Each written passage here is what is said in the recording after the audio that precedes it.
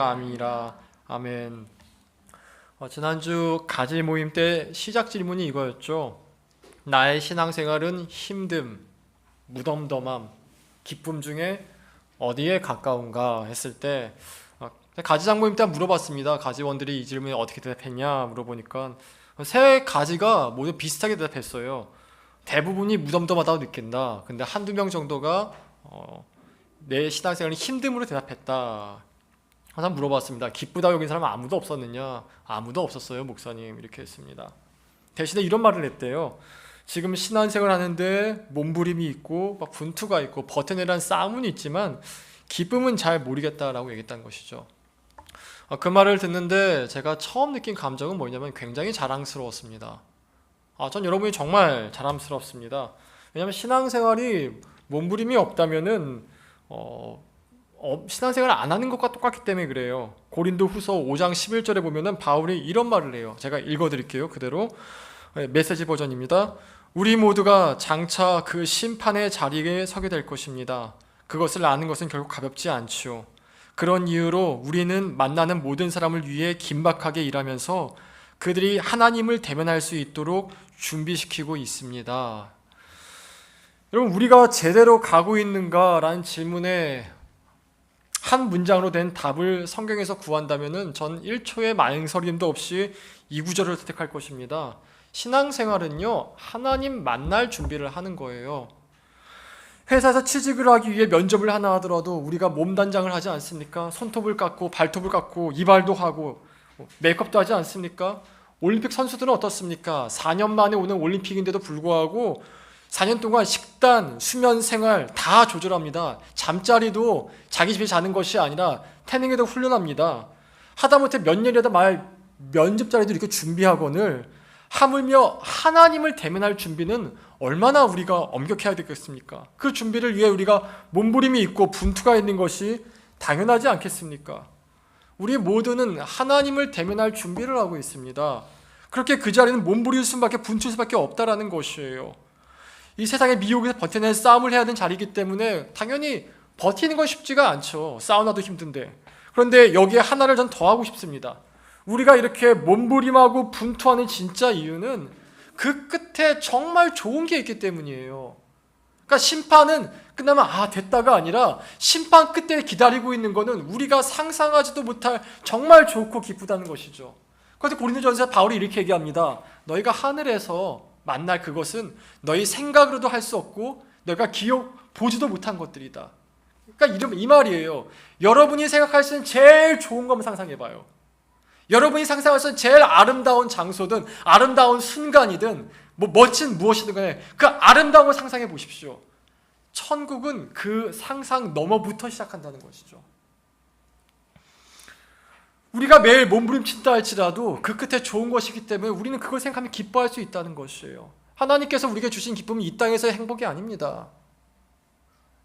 예수의 팔복을 읽어보세요. 처음에 어떻게 시작하죠? 마음이 가난한 자는 누가복음에 가난하다 써 있어요. 가난한 자는 복이 있나니 천국이 저희 것이요. 앞과 뒤가 완전히 반대가 돼요. 앞에는 이 땅에서 삶이에요. 애통한 자는 복이 있다. 애통한 게 좋습니까? 애통한 건 슬픈 거잖아요. 근데 애통에 복이 있다요. 왜냐하면 하늘에서 그가 위로를 받게 될 것이다. 그러면 죄 지었으면요, 위로를 받아야 되는 게 아니라 벌을 받아야 되잖아요. 근데 이 땅에서 죄로 말면 애통한 자에게 뭐가 있어요? 하늘에서 위로가 있대요. 너가 의를 위해 핍박받고 있느냐? 하늘에서 네가 하나님의 아들이라 불리게 될 것이다. 핍박은 나쁜 거잖아요. 얼마 전 뉴스 보니까 가자지구의 교회가 폭격받았다면서요. 얼마 전 터키에서 지진이 일어나가지고 거기에는 교회가 무너지고 성도들이 죽었다면서요. 데이빗 가라책에 보면은 지금도 매년 7천만 명 이상의 사람들이, 7천만 명 이상의 그리스도인들이 자신의 신앙 때문에 목숨을 잃거나 집을 잃고 있어요. 이 땅의 핍박은 안 좋은 거잖아요. 근데 핍박받는 그들에게 복이 있대요. 왜냐면 하늘에 너무나 큰, 그것과는 감당할 수도 없는 소망이 있기 때문에. 그러니까 우리의 기쁨은요, 이 땅에 있지 않아요. 우리의 기쁨은요, 하늘에 있어요. 우리의 기쁨은 하나님께 있어요. 기독교의 가장 큰 기쁨이 뭔지 아세요? 하나님을 기뻐하는 거예요. 아까 여기서 보배가 반주하다가 유나가 오니까 어머 유나다, 이러더라고요. 지금 유나가 보배가 뭘 기뻐한 거죠? 유나란 존재 자체를 기뻐하는 거잖아요. 하나님 기뻐하는 게 그래요. 하나님 보이지 않아요. 근데 저기 기도하다 보니까 하나님이 보여. 하나님이 계셨구나. 하나님이 계셨지. 그래, 하나님이 계셨어. 이게 우리의 기쁨인 거예요. 이것 외에 다른 기쁨을 찾으려고 한다면요, 하나님은 주시지 않아요. 왜냐하면 우리의 모든 기쁨은 하늘에 속한 것이기 때문에 그래요. 지금부터 약 3주 동안 우리가 소망으로 주어진 기쁨을 알아보려고 합니다. 우리가 처음 볼 기쁨은 뭐냐면요, 천국을 기다리는 기쁨이에요. 천국을 기다리는 기쁨. 여러분, 누구 기다리기 기뻐본 적이 있습니까? 퇴근 시간 기다리기 기쁘죠? 퇴근 시간 기다리는 기쁨. 이번 주 보배 휴가였다는데 휴가를 기다리는 기쁨. 또 뭐가 있을까요? 보너스가 나오는 기쁨. 뭐 취직이 됐는데 취직을 가는 기쁨. 결혼 날짜 받아놔가지고 결혼하는 기쁨. 이런 기쁨이 있지 않습니까? 천국을 기다리는 기쁨도 있어요. 우리가 천국을 기다리는 기쁨을 볼 것인데, 천국을 기다릴 때 주어진 기쁨 중에 하나가 뭐냐면은 내 속사람이 날로 새로워진다는 걸 본 것이죠. 자, 우리 16절 한번 읽어보겠습니다. 다 같이 읽습니다. 그러므로 우리가 낙심하지 아니하노니 우리의 겉사람은 낡아지나 우리의 속사람은 날로 새로워지도다. 천국을 기다리는 자에게 기쁨이 뭐냐면은 내 속사람이 날로 새로워진다는 거예요. 속사람이 뭐냐면 영혼입니다. 속사람이 새로워진다는 것은 내 영혼이 갈수록 주님에 닮아가고 주님께 합당한 자가 되어간다는 것이에요. 우리의 겉사람은 낡아져요. 여기 우린 다 20, 30대, 20대가 없나요? 여기 20대 없나요? 유정이 20대인가 아직? 보배 20대인가 아직? 보배 20대. 20, 30대밖에 없어가지고 지금 우리의 외모는, 우리의 육체적 능력은 지금이 최상이에요. 지금은 최상이기 때문에 이쁜 사람과 이쁘지 않은 사람이 확연히 구별이 돼요. 그게 지금 이 시절이에요. 그러나 여러분, 70대가 되고 80대가 되면요, 우리의 외모는 다 평균화 됩니다. 뭐 김수미 씨 많이 얘기했죠. 김수미 씨 무섭게 생기지 않았습니까? 젊은 사진 한번 보세요. 진짜 이뻐요. 진짜 이뻐요. 이것은 우리 외모뿐만 아니라 우리 힘도 마찬가지예요. 저번에 제가 소풍 갔을 때 다리 남자 힘 대회 했잖아요. 제가 꼴찌 했었는데 1등이 예찬이, 2등이 시온이었나요? 3등이 지욱이, 4등이 저였는데 우리의 힘도 7, 80대면 평균화돼요. 제가 지난주 경로당 가서 전도라기보다는 만나가지고 할아버지들 요새 경장을 매주 가고 있거든요. 가가지고 얘기하고 있는데 어떤 할아버지 보니까 손이 진짜 내 얼굴만 한 거예요. 그래가지고 영감님 참 손이 크십니다. 그러니까 그분이 말씀하시길 내가 젊었을 적에 레슬링하고 복싱 선수였어 이러는 거예요. 레슬링 선수와 복싱 선수였대. UFC 할만하지 않나 그분들? 근데 그분이 나이가 85세셨는데 4월 달에 자기 그러니까 사모님 돌아가셨대요. 돌아가신 다음에 지금은 걸을 힘조차 없다고, 겨우겨우 생기게 됐다고.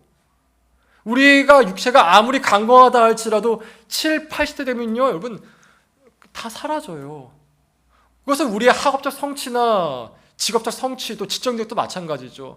여러분 안 믿으시겠지만 제가 20대 때는 컴퓨터 도사였습니다. 진짜로요. 그때는 용산에서 잠깐 일도 있었어요. 막 이렇게 사운드 카드 꽂고 이렇게 했었을 때. 근데 지금은 컴퓨터 문제 있으면 제가 지우개한테 물어봅니다. 이거 어떻게 해야 돼 이거? 챗 GPT인가요? 그것도 책 보면서 겨우겨우 할 수 있겠더라고요. 세상이 하도 빨리 변하니까 우리의 직업적 성취나 지적 능력이 따라가질 못해요. 따라가질 못해요. 이게 겉사람이 낡아지는 거예요. 우리가 지금 아무리 뛰어난 지식이 있다 할지라도 20년만 지났을 때 우리 지식은 낡은 것이 될 겁니다. 만약 우리가 우리의 기쁨을 겉사람을 찾으려고 한다면요, 나이가 드는 순간부터 우리는 계속 낙담하게 될 거예요. 우리 겉사람은 낡아지기 때문에 그렇죠. 하지만 우리의 소망이 겉사람에 있는 것이 아니라 속사람에 있다면요, 날로 새로워질 거예요. 왜냐하면 우리가 어느 정도 나이가 들었을 때 우리 겉사람이 깨어지고 우리 속사람이 드러나기 때문에 그래요. 나이가 들면요, 내 영혼이 드러나요. 내 본 모습이 드러나요. 제가 지지난주군요. 몇 주 됐는데, 몇 주 전에 지하철 탔다가 재밌는 거 봤습니다. 제가 일이 있어서 서울에 갔다 왔는데 지하철 타고 서울로 가는데 어떤 할머니가 이렇게 교회 갔다 오시니 성경책을 폭 안고 이렇게 계시더라고요. 그래서 성경책 안고 계시다가 어떤 애를 가지신 아줌마가 탔어요. 타고 보니까 애 아줌마가 힘들어 하더라고요. 근데 전 서 있었습니다. 힘들어 해가지고 자리를 보면 자리가 없어요. 근데 할머니가 그걸 딱 보시고 일로 와요 이러시면 일로 와요. 여기 앉아요 이러더라고요. 그 아줌마도 할머니니까 아니 괜찮아요 그랬어요. 아니요 괜찮아요 여기 앉아요. 애가 앉았는데 보시면서 아유 애가 참 이뻐요. 몇 개월이에요? 몇 개월이에요? 아 애가 너무 이뻐요. 하나님 사랑 많이 받고 자랐으면 좋겠어요. 이렇게 하시더라고요. 그 모습이 너무 아름다워가지고 아, 참 멋있다고 지나갔습니다. 돌아오는 길인데 정확히 정반대의 모습을 봤어요.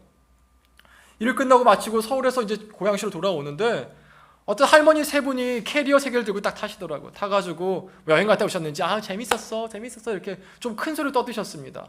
좀 큰 소리 떠들지만 뭐 그럴 수 있지 해가지고 이어폰 끼고 음악 듣고 있었는데 갑자기 저기서 누가 버럭 소리를 지르는 거예요. 소리 질러가지고 또 할아버지가 시끄러! 그러죠. 시끄러! 땀싸를 다 쳐다봤어요. 다 쳐다봤는데 그 할머니가 그냥 그 할머니 세 분이 더 큰 소리로 너는 말도 안 해! 이러시는 거예요. 두 분이서 이렇게 네 명이서 할머니 세 분과 할아버지 하면서 막 싸워요. 거기서 막 싸워요. 나중엔 침도 뱉었어요. 침도 뱉더라고 할아버지가. 침 딱 뱉으면 내려가더라고요. 여러분 나이가 들었을 때 내 본 모습이 나와요.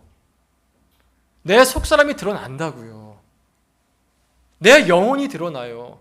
많은 사람들이 은퇴했을 때 본 모습 나오는 거 아십니까? 얼마 전에 몇 년 전에 우리나라의 모 유수 대기업 회장이 나이가 들어가지고 몸을 움직일 수 없게 되니까 집에 여자들을 단체로 불러가지고 자신의 성적 만족을 위해서 그 여자를 사용해가지고 뭐 나라에 지탄을 받은 적이 있었었죠. 몸을 못 움직여요. 근데 성욕은 남아있으니까 그걸 채우고자 돈을 쓰지 않습니까? 나이가 들수록요 내 영혼의 진짜 모습이 나와요. 그 회장님은 우리나라 유수의 회장님이셨고 정말 똑똑하신 분이셨어요.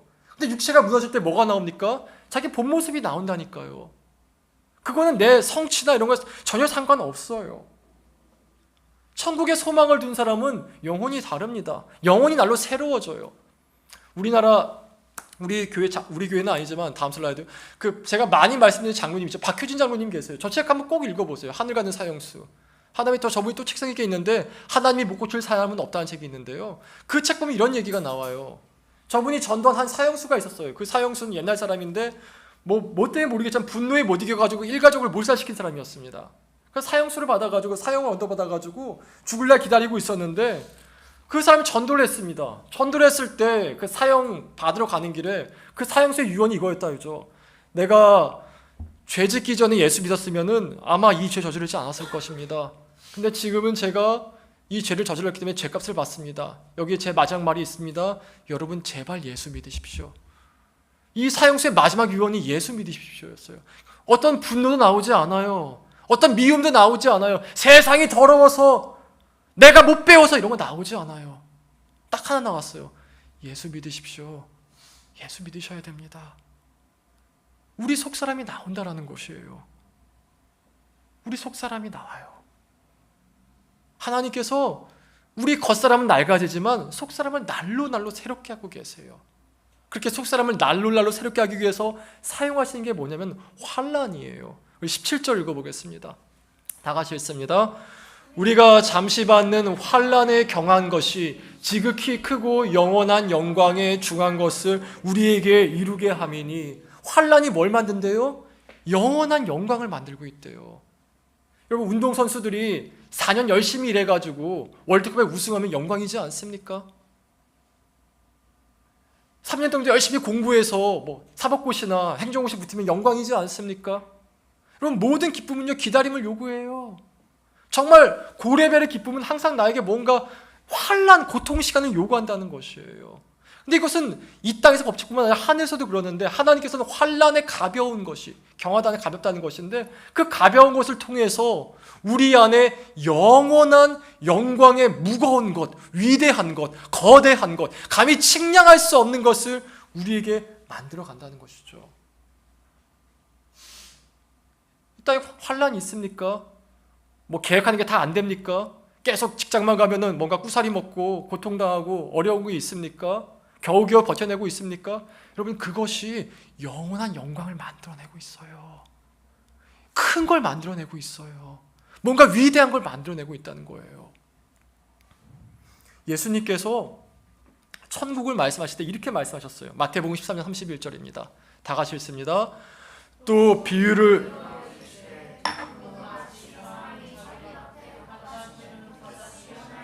천국이 겨자씨 하나를 같대요.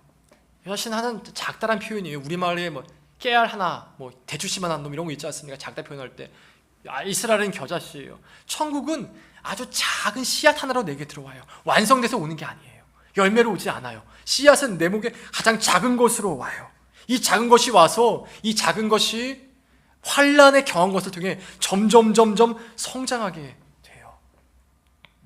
그 성장하게 됐을 때 우리 고통도 있지만 동시에 기쁨을 보게 돼요. 아, 내 안에 하나님 나라가 커지고 있구나. 아, 내 안에 하나님 나라가 성장하고 있구나. 뭐 아까도 잠깐 예배 드렸지만 우리 기쁨엔 두 종류가 있죠. 다음 슬라이드요. 이거 기쁜 거예요. 햄버거 이만큼 먹으면 저는 안 기뻐요. 배가 불러가지고. 근데 맛있는 거 먹으면 기쁘지 않습니까? 또 저 여자 먹을 때 되게 맛있고 복스럽게 먹죠. 단 거 먹으면 기분 좋아져요. 이런 기쁨도 있어요. 그러나 다음 슬라이드요. 이런 기쁨도 있어요. 4년 동안 열심히 일해가지고 고통 속에 있으면서 나를 단련시켜서 하나를 성취하기 위한 고통도, 이런 기쁨도 있다라는 것이에요. 우리 성도가 그래요. 우리 안에 천국의 씨앗이 심겨졌어요. 이 씨앗으로 말미암아 내 몸은 고통스러워져요. 진주조개가 진주 품었을 때 목숨 각오하고 합니다. 진주조개가 진주에 들어왔는데 그게 얼마나 고통스러웠겠어요. 근데 그 진주조개가 그 고통스러운 것을 감싸고 감쌌을 때 진주가 나오는 것처럼 우리 안에 천국의 씨앗이 그렇게 된다라는 것이에요. 그러니 당연히 몸부림이 있을 수밖에 없죠. 당연히 분투가 있을 수밖에 없죠. 지난주에 한 청년이 묵상에서 이렇게 얘기했습니다. 저희 가족과 싸웠습니다. 가족과 싸워서 험한 말을 들어가지고 화를 내려 했는데, 화를 내려는 그 순간 너희 형제에게 바보라고 하는 자는 심판을 면하지 못할 것이라는 예수님 마음이 떠올랐습니다. 그래서 화를 내지 못했습니다. 근데 제가 너무 화가 납니다. 이 마음을 이렇게 가졌으면 좋겠습니다. 분투예요. 화내고 싶으면 화내면 되는 세상인데 화를 내지 않아요. 왜요? 예수님 말씀이 내 안에 있으니까. 또 한 사람이 이렇게 썼어요.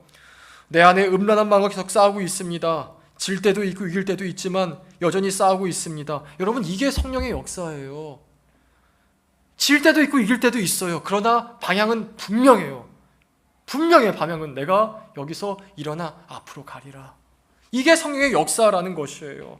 우리의 싸움은 말씀과 기도로 힘을 얻어서 거룩함을 지키는 것이기 때문에 몸부림과 분투가 있을 수밖에 없어요. 그러나 그 대가로 우리 안에 그 순간에 진주가 만들어지고 있다라는 거예요. 보배가 만들어지고 있다라는 거예요. 때로 이 땅에서 이해되지 않는 아픔을 당하기도 합니다. 억울하게 감옥에 들어가기도 하고 병에 걸리기도 하고, 지금 이스라엘과 하마스 사태처럼 테러와 전쟁 때문에 고통을 당하기도 합니다. 지금 알레아스 목사님이 말라리아에 걸려가지고 사경을 헤매고 있다는 소식이 들어왔습니다. 이제 약 먹어야죠. 근데 약 구하기가 힘든 곳이 약국 자체가 없기 때문에 그래서 지금 어떻게 될지 모르겠어요. 다음 주에 연락 주신다고 그랬는데, 뭐든 간에 우리가 이 땅에 있으면은 왜 하필 거기에 많은 무슬림도 있고 무당도 있는데 왜 내가 걸렸을까 생각하지 않겠어요? 근데 이런 게 있다라는 것이에요. 근데 그 가운데 무엇이든 환란이든 고통이든 간에 믿음으로 사는 그 몸부림들은 내 안에 영원한 영광의 위대한 것을 만들어 간다라는 거예요. 이 씨앗이 처음 심겼을 때 내 안에 보이지가 않아요. 너무 작기 때문에. 사도 바울이 이렇게 고백했어요. 고린도전서 13장 12절 읽어보겠습니다. 다 같이 읽습니다. 우리가 지금은 거울로 보는 것 같이 희미하나 그때에는 얼굴과 얼굴을 대하여 볼 것이요, 지금은 내가 부분적으로 아나 그때에는 주께서 나를 아신 것 같이 내가 온전히 알리라. 지금은 잘 몰라요. 하나님이 정말 계실까? 천국이 정말 있을까? 내 이 고통에 의미가 있을까? 왜 내게 주님이 이런 일을 하셨을까? 왜 내 삶에 이런 것들이 허락하신 것일까? 왜 내 삶에 이 고통은 끝나지 않는 것일까? 왜 기도에 들어주지 않으실 것일까? 지금은 희미해요. 뭔가가 있겠지. 뭔가 하시겠지. 그러나 그때에는 주께서 나를 아신 것 같이 내가 온전하게 알게 될 것이다. 할 것이다. 그럴 것이다. 그 사도 바울이 18절 이렇게 얘기합니다. 18절, 이건 제가 읽겠습니다. 우리가 주목하는 것은 보이는 것이 아니요 보이지 않는 것이니 보이는 것은 잠깐이요 보이지 않는 것은 영원함이라. 보이지 않는 걸 주목한대요. 보이지 않는 걸 이렇게 주목할 수 있어요. 보이지 않는 걸 믿음으로 바라보는 거예요. 하늘나라가 있구나. 나이가 들수록 내 속사람이 새로워질수록 내 안에 천국의 씨앗이 더 커져될수록 이것이 더 확신하게 되는 것이죠. 그래서 마지막에 바울이 이렇게 얘기하지 않습니까? 내가 믿음의 선한 싸움을 다 싸웠으니 이제 내게 의의 면류관이 있을 줄 내가 아노라. 아노라. 믿는다가 아니죠. 아노라. 여러분, 이것이 천국을 기다리는 기쁨이에요. 여러분, 천국이 어떤 곳인지 아십니까? 5장 1절에는 천국을 이렇게 딱 얘기해요. 집이라고. 5장 1절 한번 읽어볼게요. 다 같이 읽습니다. 만일 땅에 있는 우리의 장막집이 무너지면 하나님께서 지으신 집, 곧 손으로 지은 것이 아니요 하늘에 있는 영원한 집이 우리에게 있는 줄 아니라. 천국은 집입니다. 여러분, 집하면 뭐가 떠오르시나요? 내가 메이크업 안 해도 되는 곳, 내가 반바지만 입고 왔다 갔다 할 수 있는 곳, 편히 누워가지고 쉴 수 있는 곳, 내가 안전할 수 있는 곳. 저는 여행을 좋아합니다. 하지만 여행을 좋아하는 까닭은 돌아올 수 있는 집이 있기 때문이죠. 집 없이 한 여행은 난민일 뿐이에요. 하나님은 천국을 우리에게 이렇게 부르게 하세요. 거기가 너희 집이야. 거기서 네가 너의 주인으로 있을 수 있어. 거기가 너희 집이야. 여러분, 죽음이 결코 끝이 아닙니다. 다음 슬라이드 보여주실래요? 집은 두 가지 뜻이 있죠. 하나는 공간을 의미하고 하나는 가족을 의미합니다. 하늘에 있는 우리 집은 다 이 두 가지가 다 있어요. 예수님이 집을 장소로 말씀하셨고 또 오늘 본문 같은 경우에는 집을 가족으로 말씀하셨죠. 집은 우리 하늘에 있는 둘 다 있는 곳이에요. 세상에서 최악의 비극은 죽음입니다. 무슨 가족이든 이 땅에서 우리는 반드시 가족과 헤어짐을 경험해야 돼요. 아무리 내가 가족을 사랑한다 한들 시체를 끌어안고 사는 사람은 없습니다. 시체는 곧 썩게 되어 있죠. 가슴은 아프지만 우리는 가족과 헤어짐을 이 땅에서 경험해야 됩니다. 자녀가 먼저일 수도 있고 부모가 먼저일 수도 있지만 경험해야 돼요. 그러나 하늘에 있는 집은 아니에요. 하늘에 있는 집은 결코 헤어짐이 없어요. 결코 없어요. 거기는 모든 식구가 다 모이는 곳이에요. 여러분, 천국에서 우리 다 같이 모여가지고 부루마블을 하든 할리갈리를 하든 재밌지 않겠습니까? 천국에서 다 모여가지고 우리가 한때 얘기를 하면서 믿음을 가지면 즐겁지 않겠습니까? 우리가 한 명씩 잃어버릴 경험이 있을진데 그 아픔이 다시는 없다면 즐겁지 않겠습니까? 집은 그런 곳이에요. 하나님이 우리에게 천국을 집으로 말씀하셨어요. 여러분, 말씀을 맺겠습니다. 여러분, 우리에게 죽음은 생각보다 가까이 있습니다. 올해만 해도 저는 2명의 친척분들을 잃어마야 됐습니다. 외할머니 돌아가셨고 큰아버지가 돌아가셨습니다. 몇 년 전에 아이가 유산되어서 우리 부부는 한 아이를 잃었어야만 했습니다. 또 몇 달 뒤에 후배의 아버지가 돌아가셨고 다시 몇 달 뒤에 대학 동기의 아버지가 암으로 돌아가셨습니다. 미국에서 유학 시절에 친한 목사님 자녀가 마당에 놀다가 후진한 차를 못 봐서 차에 치여 죽은 사실도 있었습니다. 죽음은 결코 우리에게서 멀리 있지 않습니다. 제가 지금 이 이야기를 하는 이유는 여러분을 겁주기 위함이 아닙니다. 제가 겁을 줘서 우리에게 예수님 믿게 한다면 예수님은 그저 보험 판매밖에 되지 않아요. 제가 지금 이 이야기를 하는 이유는 죽음이 끝이 아니기 때문에 그래요. 저는 가끔씩 꿈에서 유산으로 잃어버린 그 아이를 만나는 꿈을 꿉니다. 저는 가끔 꿈에서 에이즈에서 죽어버린 그 친구들을 만나는 꿈을 꿉니다. 우리는 결코 다시 만나게 될 것입니다. 그 안에서 우리는 우리 인생에서 주님 만들어내신 영원한 영광의 중요한 것들을 볼 수 있게 될 것입니다. 그러니 여러분, 천국을 여러분의 기쁨으로 삼으십시오. 이 땅에 사는 모든 행동 하나하나를 천국에서 어떻게 평가될까로 기준을 삼으십시오. 이 땅의 모든 것들은 결코 하늘에 갖고 갈 수가 없습니다. 우리가 아무리 많은 재산을 모은다 한들 천국에 갖고 갈 수 없습니다. 아무리 많은 유명해지고 성취가 있다 한들 이 땅에서 어떤 큰 변화를 일으켰다 한들 그것은 결코 천국에 영향을 끼치지 못합니다. 우리가 이 땅에서 천국까지 가지고 갈 수 있는 것이 여러 가지가 있긴 하지만 그 중에 하나가 있다면 사랑하는 겁니다. 지금 여러분이 태신자 듣고 기도하는 것도 마찬가지죠. 지금 여러분의 기도가 어떤 가치가 있는지 모르지만 천국에선 그 기도가 어떤 가치를 가지고 있었는지 보게 될 것입니다. 그 기쁨으로 말미암아 살아가는 은혜가 있기를 진심으로 기원합니다. 우리 기도하고 찬양하시겠습니다. 가장 먼저 기도할 때 하나님 천국이 내 안에 기쁨이 되게 하소서, 하나님 천국이 그 기다리는 것이 내 안에 기쁨이 되게 하소서라고 자신의 마음과 자신의 삶을 놓고 다 같이 한 목소리로 기도하십시다. 기도하겠습니다.